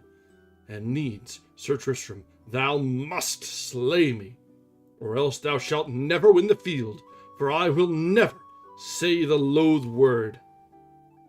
And therefore, if thou dare slay me, I require thee. When Sir Tristram heard him say so knightly, he wist not what to do with him. He, remembering him of both parties, of what blood he was come, and for Sir Launcelot's sake he would be loath to slay him. And in the other party, in no wise he might not choose, but that he must make him to say the loath word, or else to slay him.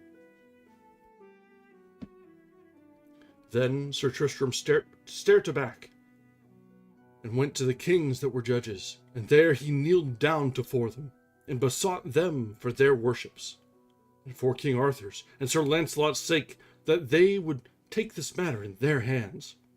For my fair lords, said Sir Tristram, it were shame and pity that this noble knight that yonder lieth should be slain. For ye hear well, shamed will he not be.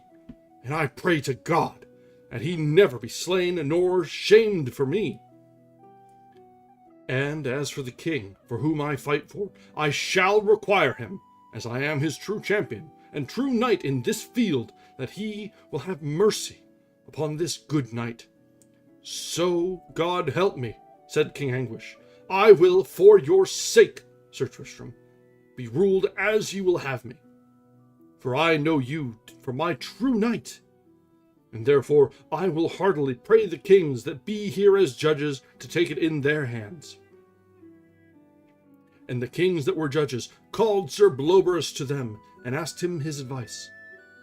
My lords, said Bloberus, though my brother be beaten, and hath the worst through might of arms, I dare say, though Tristram hath beaten his body, he hath not beaten his heart. And I thank God he is not shamed this day, and rather than he should be shamed I require you, said Bloberus, let Sir Tristram slay him out. It shall not be so, said the kings, for his part adversary. Both the king and the champion have pity of Sir Blamore's knighthood. My lords, said Bloberus, I will right well as ye will. Then the kings called the King of Ireland, and found him goodly and treatable. And then by all their advices, Sir Tristram and Sir Bloberus took up Sir Blamore, and the two brethren were accorded with King Anguish, and kissed and made friends forever. And then Sir Blamore and Sir Tristram kissed together, and there they made their oaths that they would never, none of them two brethren, fight with Sir Tristram, and Sir Tristram made the same oath. And for that gentle battle, all the blood of Sir Launcelot loved Sir Tristram forever. Then King Anguish and Sir Tristram took their leave, and sailed unto Ireland with great noblesse and joy.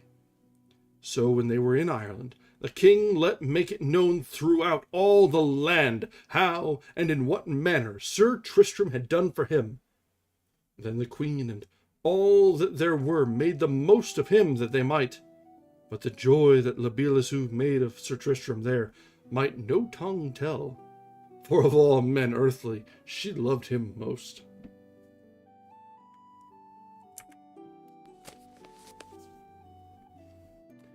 Well, that all seemed to just sort of play out in the best possible way. Tristram won the day, was merciful, and instead of asking for the one knight to shame himself and to yield, brought it straight to the kings and said, hey, I won, right? I won. Don't make us do this dirty. And then he got brought back to Ireland, and the vengeful queen is just like, you saved my husband, I guess. And the princess is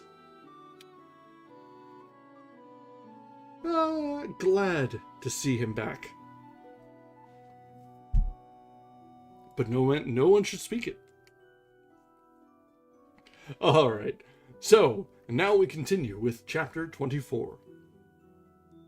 How Sir Tristram demanded La Beale Isoud for King Mark, and how Sir Tristram and Isoud drank the love drink. The love drink? Excuse me? Yeah, exactly. She said that she was gonna be faithful and not marry another man or do anything of the sort. Meanwhile, Tristram is out there having his gentlemanly ways with a married woman. And then she spurned him, because reasons.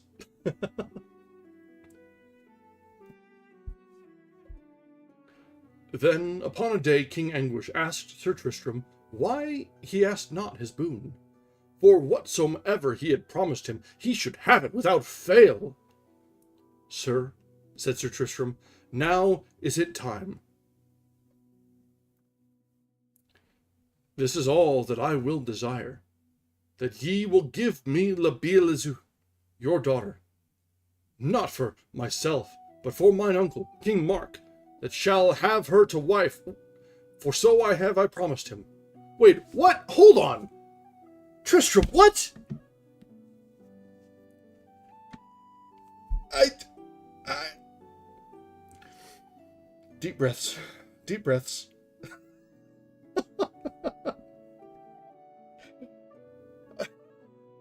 I don't even know where to go with this.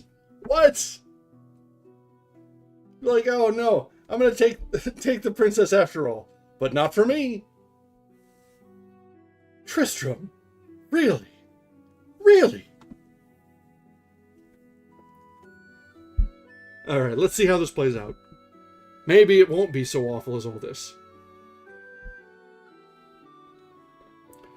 Alas, said the king, I had liefer than all the land that I have ye should wed her. Ye would wed her yourself. Sir, and I did then I were shamed for ever in this world, and false of my promise. Therefore, said Sir Tristram, I pray you, hold your promise that ye promised me. For this is my desire, that ye will give me La Beale Isoud to go with me into Cornwall for to be wedded to King Mark, mine uncle. As for that, said King Anguish, ye shall have her with you, to do with her what it please you. That is for to say, if that ye list to wed her yourself, that is me lifest. And if ye will give her unto King Mark, your uncle, that is in your choice. So, to make short conclusion, La Beale Isoud was made ready to go with Sir Tristram, and Dame Bragwaine went with her, for her chief gentlewoman, with many other. Then the queen, Isoud's mother, gave to her and Dame Bragwaine her daughter's gentlewoman, and unto Gouvernail a drink, and charged them that what day King Mark should wed, that same day they should give him that drink, so that King Mark should drink to La Beale Isoud, and then, said the queen, I undertake either shall love other the days of their life. So this drink was given unto Dame Bragwaine, and unto Gouvernail. And then anon Sir Tristram took the sea and La Beale Isoud, and when they were in their cabin, it happened so, they were thirsty, and they saw a little flasket of gold stand by them, and it seemed by the colour and taste that it was noble wine. Then Sir Tristram took the flasket in his hand, and said, Madam Isoud, here is the best drink that ever ye drank, that Dame Bragwaine, your maiden, and Gouvernail, my servant, have kept for themselves. Then they laughed and made good cheer, and either drank to other freely, and they thought never drink that ever they drank to other was so sweet nor so good. But that by that their drink was in their bodies, they loved either other so well that never their love departed for weal neither for woe. And thus it happed the love first betwixt Sir Tristram and La Beale Isoud, the which love never departed the days of their life. So then they sailed, till by fortune they came nigh a castle that hight Pluere, and thereby arrived for to repose them, weening to them to have good harbourage. But anon, as Sir Tristram was within the castle, they were taken prisoners, for the custom of the castle was such, who that rode by that castle and brought any lady, he must needs fight with the lord, that hight Bruenor. And if it were so that Bruenor won the field, then should the knight stranger and his lady be put to death, what that ever they were. And if it were so that the strange knight won the field of Sir Bruenor, then should he die, and his lady both. This custom was used many winters, for it was called the Castle Pluere, that is to say, the Weeping Castle. Hang on. Okay, so there's a lot to unpack in this last chapter. So, step at a time. Tristram is taking his one favor from King Anguish. That is, for saving him and proving him innocent in the charge of treason, and fighting with Lancelot's cousin, What is he going to ask as a favor? For his daughter. Okay, so far so good. They love each other. She's pledged not to marry until he says to marry, and they're doing pretty good. So far so good. But he's asking for his daughter for his uncle. Oh, hold on. Hold on. And then, not even to finish there. We're not done yet. While they're on the ship, from Ireland to Cornwall, to England, mind you, there's not a lot of water between Ireland and England. There's not a lot of water at all. So it didn't take very long to get fucking thirsty. They drank the love drink. The best wine they've ever seen. So randomly, so let's put it this way. Isud's mother was trying to look out for her, making sure that she didn't have a loveless marriage. So if she was going to be politically wed to King Mark, she wanted them to be in love. So she sent some love potion. Okay, I can understand that. Looking out for your daughter. And then, oops, in the very short sail between Ireland and England, they just for loco. They drank the love drink and presumably fell in love forever. And let it not be said for the screen or for the page what happened between them after they were forever in love through some love potion in a boat. The rocking may not have been the tides. Just don't worry about it. The waves, that's alright. But then, not only that, the random castle they ran into, because it's, as I mentioned, it's not very far between Ireland and England. They managed to find themselves blown to the one castle where if you show up with a lady, the lord of the castle says, hey, you gotta fight me. And if whoever wins leaves, or lives. Whoever loses, him and his lady dies. That's a bit of a construction.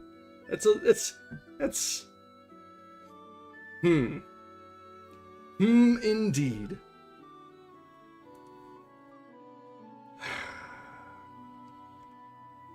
I don't know where to start with Tristram here. This whole thing is, if we've drifted from Days of Our Lives to I don't know. It just keeps going from worse to worse. But it's entertaining, I guess. All right, let's get through another chapter or two, and we'll see what happens. So, chapter 25.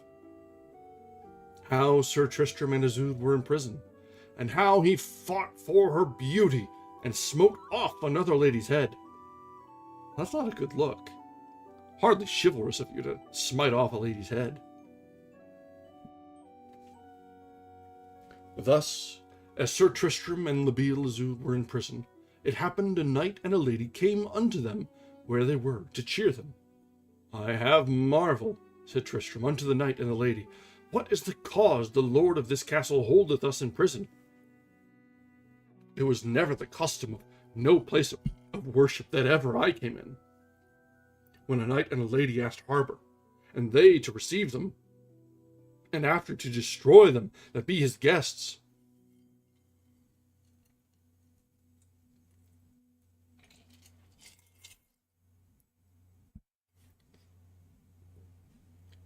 Sir, said the knight, this is the old custom of this castle.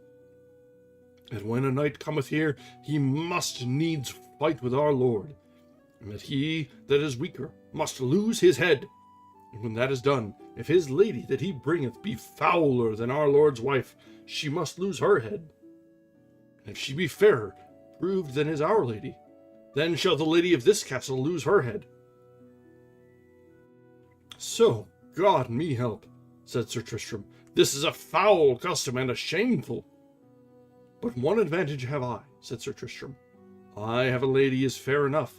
Fairer saw I never in all my life days, and I doubt not for lack of beauty she shall not lose her head, and rather than I should lose my head, and I will fight for it on a fair field. Wherefore, Sir Knight, I pray you tell your lord that I will be ready as to morn with my lady and myself to do battle. If it be so, I may have my horse and mine armor. Sir, said that knight, I undertake that your desire shall be sped right well. And then he said, take your rest, and look that ye be up betimes, and make you ready, and your lady, for ye shall want no thing that you behoveth. And therewith he departed. And on the morn betimes that same knight came to Sir Tristram, and fetched him out and his lady, and brought him horse and armor that were his own, and bade him make him ready to the field. For all the estates and commons of that lordship were there ready to behold that battle and judgment. Okay, so this custom of the castle is somehow even worse than we originally thought. So not only is any visiting knight and lady to fight for their lives, but the winner then looks to the ladies and says, this one's uglier, off with her head, and the other one stays as the new lady. That is all sorts of twisted. Tristram, how do you get into this sort of thing? I'm not sure yet whether or not I dislike Gawain or Tristram more at this point. They're both ridiculous in their own ways. Tristram is a little bit more knightly, sure, but I don't know. Then came Sir Bruenor, the lord of that castle, with his lady in his hand, muffled, and asked Sir Tristram where was his lady. For an thy lady be fairer than mine, with thy sword smite off my lady's head. And if my lady be fairer than thine, with my sword I must strike off her head. And if I may win thee, yet shall thy lady be mine. And if thou shalt lose thy head... Sir, said Tristram, this is a foul custom and horrible, and rather than my lady should lose her head, yet had I liefer lose my head. Nay, nay, said Sir Bruenor, the ladies shall be the first showed together, and the one shall have her judgment. Nay, I will not so, said Sir Tristram, for here is none that will give righteous judgment. But I doubt not, said Sir Tristram, my lady is fairer than thine, and that I will prove and make good with my hand. And whosoever be that will say the contrary, I will prove it on his head. And therewith Sir Tristram showed La Beale Isoud, and turned her thrice about with his naked sword in his hand. And when Sir Bruenor saw that, he did the same wise turn his lady. But when Sir Bruenor beheld La Beale Isoud, him thought he never saw a fairer lady. And then he dread his lady's head should be off. And so all the people that were there present gave judgment that La Beale Isoud was the fairer lady and the better made. How now, said Sir Tristram, meseemeth it were pity that my lady should lose her head, but because thou and she of long time have used this wicked custom, and by you both have many good knights and ladies been destroyed. For that cause it were no less to destroy you both. So God help me, said Sir Bruenor, for to say the sooth, thy lady is fairer than mine, and that me sore repenteth. And so I hear the people privily say, for of all women I saw none so fair. And therefore, an thou wilt slay my lady, I doubt not, but I shall slay thee and have thy lady. Thou shalt win her, said Sir Tristram, as dear as ever knight won lady, and because of thine own judgment, as thou wouldst have done to my lady if that she had been fouler, and because of the evil custom, give me thy lady, said Sir Tristram, and therewithal Sir Tristram strode unto him, and took his lady from him, and with an ox stroke he smote off her head clean. Well, knight, said Sir Bruenor, now hast thou done me a despot. Alright, that's the end of the chapter. What?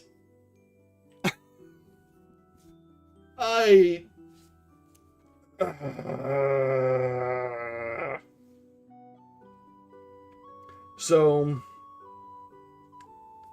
that was a thing. I'm having a very hard time defending Tristram. Just in general.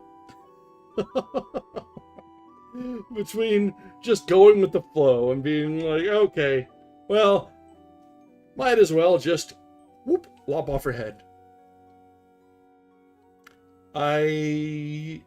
Sure. She was party to the continuance of that foul tradition. But you're right. He kind of sucks. I don't know if he, so Gawain kind of sucks. But Gawain kind of sucks in a way that is almost like a lovable idiot sort of sucks. Tristram he knows what he's doing. This is all kind of... I know Tristram is supposed to be like a heroic knight, but... Yeesh.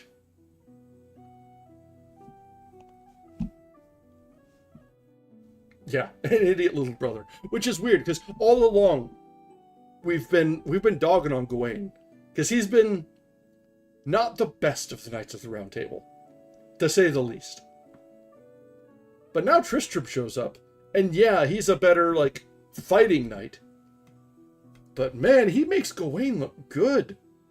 Which is weird. I don't know how to feel about this one. Alright guys, with that bombshell of what just happened, Tristram beheading a lady of a castle because she's not as pretty as the lady he brought with him, we're going to call it for the night. We're going to have to let that one simmer for a couple days. We'll be back on Tuesday for our next reading. But until then, I hope everyone has a solid thought and think maybe it's best not to have life or death beauty pageants. Maybe. I mean, that's generally an accepted thought. I should hope. I should hope. Alright, let's go ahead and call it a night. We'll be back on Tuesday. And yeah, maybe nights were actually bad. Chivalry, maybe not all it was caught up to be. When they say chivalry is dead, we say you're damn well right it is. Well. Alright. Thanks very much for joining us, everyone. If you haven't yet, I encourage you to drop a like on the stream. We are, as ever, trying to grow our little community, and the best way to do that is to manipulate the algorithm just a little bit. Give us a like and see if we can bring some more people in. And until then, with that said, I will bid you good night. My gin has gone dry. Well, at least the tonic has gone dry. I've got more gin. So, this is as good a time as any to finish. Have a wonderful night, everyone. Thank you for joining us. And we will be back on Tuesday for our continued reading of La Morte d'Arthur. And we will see more of Tristram's misadventures.